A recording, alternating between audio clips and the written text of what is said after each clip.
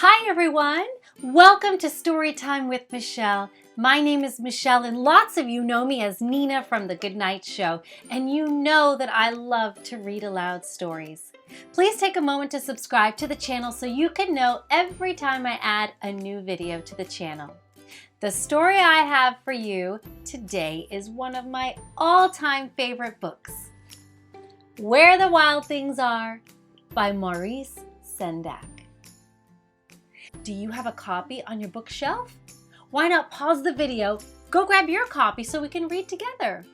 And don't worry, if you don't have a copy, I'll show all of the words on each page so you can read along with me. I always try and make every video as interactive as possible. Okay, are you ready? Let's read. Where the Wild Things Are, Story and Pictures by Maurice Sendak. And on the first page, I see a picture of Max and two of the wild things. The night Max wore his wolf suit and made mischief of one kind.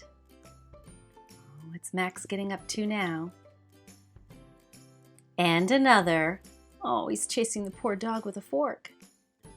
His mother called him Wild Thing, and Max said, "I'll eat you up." So he was sent to bed without eating anything.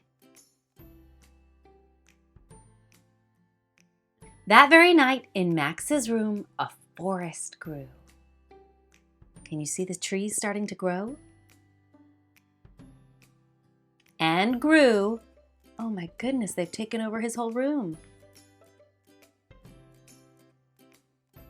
And grew until his ceiling hung with vines and the walls became the world all around. And an ocean tumbled by with a private boat for Max, and he sailed off through night and day. And on the boat, I see his name, Max. And in and out of weeks, and almost over a year, to where the wild things are. And when he came to the place where the wild things are, they roared their terrible roars, and gnashed their terrible teeth, and rolled their terrible eyes, and showed their terrible claws. Till Max said, "Be still," and tamed them with the magic trick of staring into all their yellow eyes without blinking once. And they were frightened and called him the most wild thing of all. And made him king of all wild things. "And now," cried Max, "let the wild rumpus start." Oh my goodness, that looks like fun. And there's Max and the wild things hanging from the trees. They're parading around the forest now, aren't they? "Now stop," Max said, and sent the wild things off to bed without their supper. And Max, the king of all wild things, was lonely and wanted to be where someone loved him best of all. Then, all around, from far away, across the world, he smelled good things to eat. So he gave up being king of where the wild things are. But the wild things cried, "Oh, please don't go. We'll eat you up. We love you so." And Max said, "No." The wild things roared their terrible roars and gnashed their terrible teeth and rolled their terrible eyes and showed their terrible claws.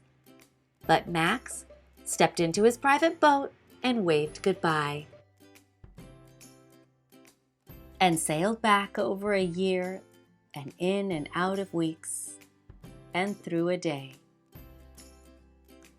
And into the night of his very own room, where he found his supper waiting for him. There it is on the table. And it was still hot.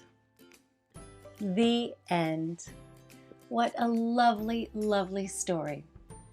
Who wouldn't want to go on a wild rumpus with Max? But even though he had such a fun time on his imaginary adventure, he realized in the end that there was just no place like home. And even though he got in trouble with his mom, it wasn't going to be as bad he thought it was going to be. His supper was still waiting for him, wasn't it?